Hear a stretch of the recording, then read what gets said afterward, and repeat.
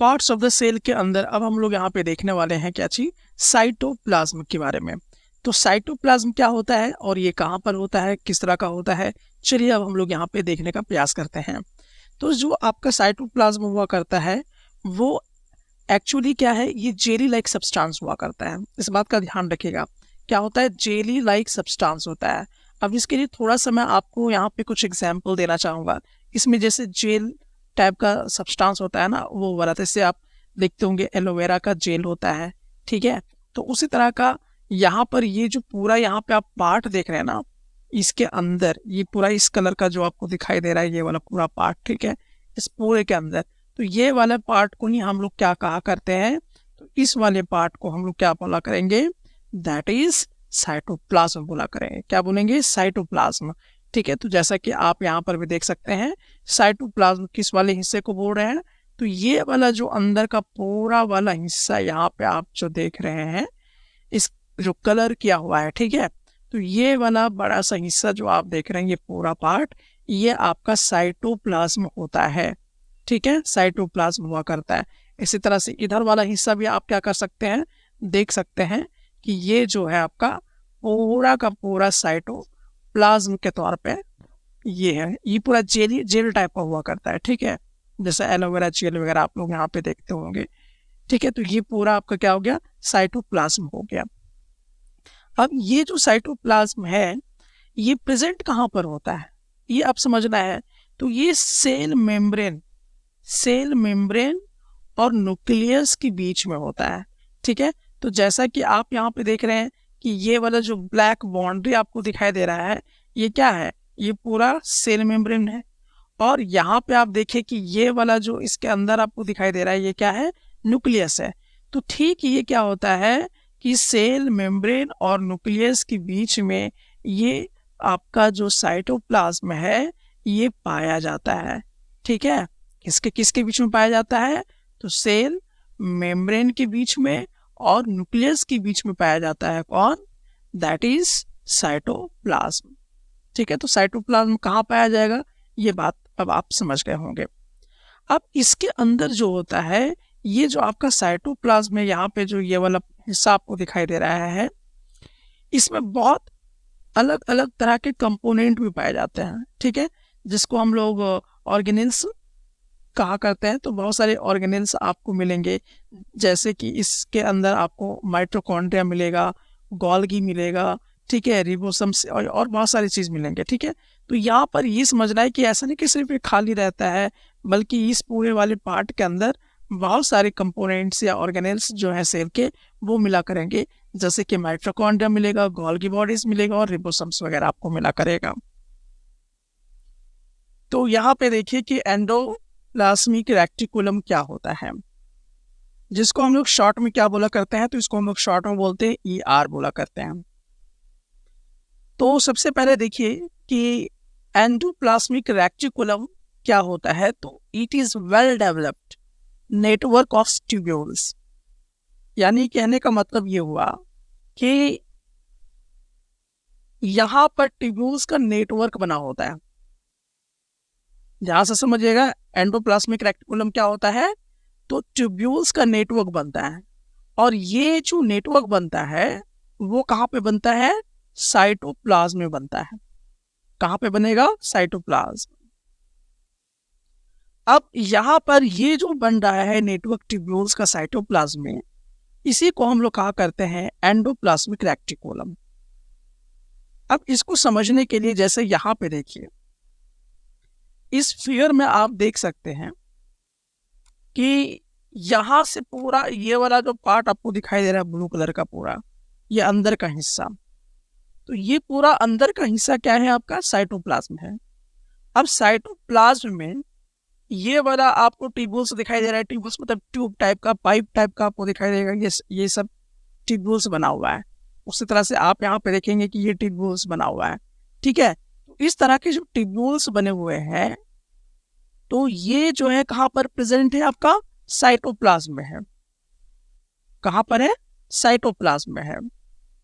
तो साइटोप्लाज्म में जो नेटवर्क ऑफ ट्यूब्यूल्स प्रेजेंट होता है, वहाँ पे जो डेवलप्ड होकर प्रेजेंट हुआ है, उसी को हम लोग क्या कहेंगे, दैट इज एंडोप्लाज्मिक रेक्टिकुलम कहा करेंगे।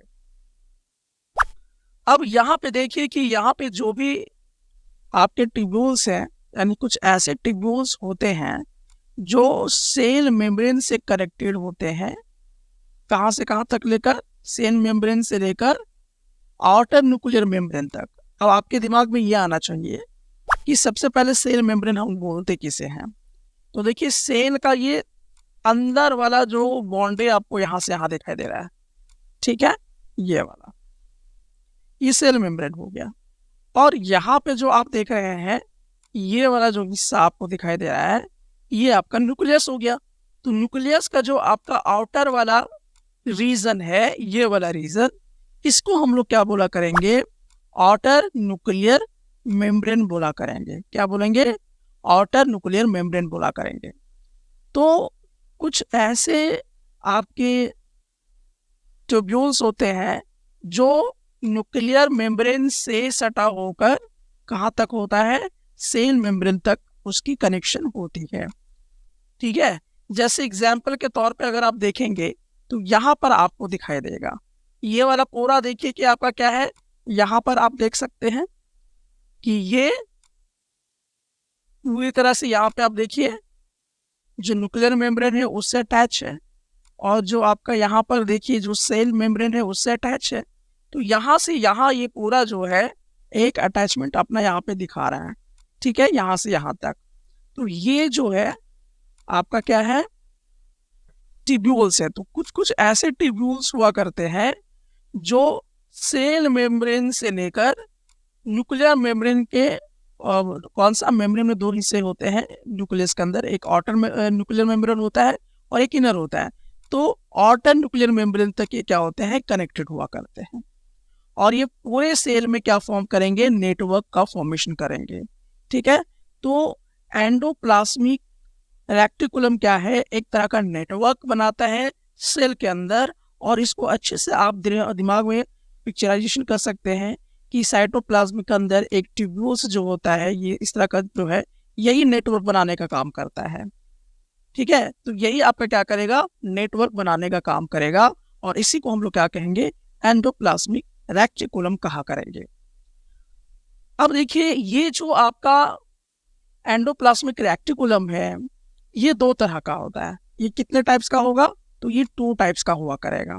कौन कौन सा होगा, तो एक तो होता है जिसमें रिबोसोम्स होता है, ठीक है, जिसमें रिबोसोम्स होता है, जिसका नाम क्या है, तो उसका नाम है रफ एंडोप्लाज्मिक रेक्टिकुलम। क्या बोलेंगे, रफ एंडोप्लाज्मिक रेक्टिकुलम। तो रफ को कैपिटल आर से इंडिकेट कीजिए, एंडोप्लाज्मिक रेक्टिकुलम, तो इस तरह से शॉर्ट बन गया RER, ठीक है। तो जिसमें इसको हम लोग बोलते हैं रफ एंडोप्लाज्मिक रेक्टिकुलम। कब बोलेंगे, तो रफ एंडोप्लाज्मिक रेक्टिकुलम हम तब बोलेंगे जिसमें रिबोसोम्स होता है। अब आपके दिमाग में ये आ रहा होगा कि रिबोसोम्स क्या होता है। चलिए अब इस फिगर में देखते हैं। यहाँ पर आप देख रहे हैं कि यहाँ पे इस तरह का डॉट डॉट आपको दिखाई दे रहा है, ठीक है, इस टाइप का, इस टाइप का, ठीक है। यहाँ पे देख रहे हैं डॉट डॉट आपको दिखाई दे रहा है, इस तरह से बहुत सारा आपको दिखाई देगा। देखिए यहाँ पर भी आई थिंक आप समझ गए होंगे कि मैं क्या बोलना चाह रहा हूँ। देखिए यहाँ सब जगह पे डाउट आपको इस तरह से दिखाई दे रहा है, ठीक है, ये वाला सब डाउट, ये सब डॉट जो है ये आपको यहाँ पे दिखाई दे रहा है। तो ये सब जो है ये रिबोसोम्स कहलाते हैं। ये जो डॉट आप दिखाई दे रहे हैं इसको बिंदी मत समझ लीजिएगा कि माथे का बिंदी है, ठीक है। तो ये जो है इसको हम लोग क्या बोलेंगे, बायोलॉजिकल टर्म्स में रिबोसोम्स बोलेंगे। तो रिबोसोम्स जो होते हैं जिसमें रिबोसोम्स होते हैं उसको हम लोग क्या बोला करेंगे, तो मेनली उसको हम लोग बोला करते हैं रफ एंडोप्लाज्मिक रेक्टिकुलम। क्या बोलेंगे, रफ एंडोप्लाज्मिक रेक्टिकुलम हम लोग बोला करेंगे, ठीक है। तो आपको समझ में आ गया कि जिसमें रिबोसोम्स होते हैं उसको रफ एंडोप्लाज्मिक रेक्टिकुलम बोला करेंगे। और दूसरी बात अगर हम लोग देखें कि जिसमें रिबोसोम्स नहीं होते हैं, जिसमें रिबोसोम्स नहीं होंगे उसको हम लोग क्या बोला करेंगे, स्मूथ एंडोप्लाज्मिक रेक्टिकुलम बोला करेंगे। क्या बोलेंगे, स्मूथ एंडोप्लाज्मिक रेक्टिकुलम बोला करेंगे। जैसे एग्जाम्पल के तौर पे आप यहाँ पे देख सकते हैं। तो यहाँ पे देखिए ये आपका इसमें कहीं डॉट डॉट आपको दिखाई दे रहा है, इस तरह का कहीं कहीं डॉट है आपका? नहीं है ना, तो इसमें कहीं डाउट नहीं है। तो इसमें इसी को हम क्या बोला करेंगे, स्मूथ एंडोप्लाज्मिक रेक्टिकुलम, जिसको शॉर्ट में हम SER बोला करते हैं। तो बहरहाल आप यहाँ पर ये समझ चुके होंगे कि आखिरकार क्या डिफरेंस है रफ एंडोप्लाज्मिक रेक्टिकुलम में, क्योंकि इसमें रिबोसोम्स होते हैं, और स्मूथ एंडोप्लाज्मिक रेक्टिकुलम में रिबोसोम्स नहीं होते हैं। ठीक है, तो जैसा कि आप इस पिक्चर में देख सकते हैं कि ये जो है RER है, यानी कि रफ एंडोप्लाज्मिक रेक्टिकुलम है, और ये वाला जो है ये स्मूथ एंडोप्लाज्मिक रेक्टिकुलम है। ठीक है, तो ये बात आपको यहाँ पर समझ में आ गया होगा। अब बहुत ही इंपॉर्टेंट पॉइंट पर हम लोग यहाँ पर डिस्कशन करेंगे कि जो रेड ब्लड सेल्स है, ठीक है, तो जो रेड ब्लड सेल्स है, जैसा कि यहाँ पे आप देख सकते हैं, यानी कि जो खून है हमारा, उसको हम लोग क्या बोलते हैं, रेड ब्लड सेल्स बोलते हैं। तो रेड ब्लड सेल्स जो है, और जो एम्ब्रियोनिक सेल्स है, तो एम्ब्रियोनिक मतलब जिससे मतलब फिटस वगैरह बनता है, बच्चे का शरीर बनता है, ठीक है, जो माँ के गर्भ में रहता है, तो उस समय कुछ इस तरह का उसका जो है बनावट होता है। ठीक है, और ये आपका हो गया रेड ब्लड सेल्स। तो ये दोनों के पास एंडोप्लाज्मिक रेक्टिकुलम नहीं पाया जाता है। So this is the very important point कि एंडोप्लाज्मिक रेक्टिकुलम किनके पास नहीं होगा। तो जैसा कि आप जान चुके हैं कि इन दोनों के पास, यानी कि जो रेड ब्लड सेल्स हैं और जो एम्ब्रॉइक सेल्स आपको दिखाई दे रहा है यहाँ पर, इन दोनों के पास एक तो ये वाला, जैसा कि मैं आपको बता रहा हूँ, यानी कि ये क्या है आपका, तो ये है आपका जिसमें बच्चा तैयार होता है माँ के गर्भ में, से एक फीटस बनता है, एम्ब्रॉय वगैरह बनता है, इसी से बच्चा का शरीर बनता है, तो इसको एम्ब्रॉइक सेल्स बोला करते हैं। तो इसमें आपका एंडोप्लाज्मिक रेक्टिकुलम नहीं पाया जाता है। उसी तरह से अगर हम लोग बात करते हैं यहाँ पर, that is the red blood cells. आपको तो मालूम है कि खून का रंग यहाँ पे लाल क्यों है, क्योंकि इसमें हेमोग्लोबिन पाया जाता है और इसी में ऑक्सीजन कैरी भी होता है। तो ये रेड ब्लड सेल्स है। ये रेड ब्लड सेल्स में भी बिल्कुल यहाँ पर एंडोप्लाज्मिक रेक्टिकुलम नहीं पाया जाता है। सो बहरहाल आप यहाँ पे समझ चुके होंगे कि जो रेड ब्लड सेल्स हैं और जो एम्ब्रियोनिक सेल्स है, उन दोनों के पास एंडोप्लाज्मिक रेक्टिकुलम नहीं हुआ करता है। तो इसको आप अच्छे से याद रखेंगे। अब चलिए हम लोग यहाँ पे देखते हैं कि आखिरकार एंडोप्लाज्मिक रेक्टिकुलम का फंक्शन क्या है। तो अभी हम लोग यहाँ पे क्या जिक्र करने वाले हैं कि एंडोप्लाज्मिक रेक्टिकुलम का फंक्शन आखिरकार क्या है। तो देखिए, ये जो एंडोप्लाज्मिक रेक्टिकुलम होता है, ये क्या करता है कि एक तरह का रास्ता होता है, और ये क्या करता है, इस रास्ते के माध्यम से न्यूक्लियर मटेरियल को डिस्ट्रीब्यूट करता है एक सेल से दूसरे सेल में ले जाने में।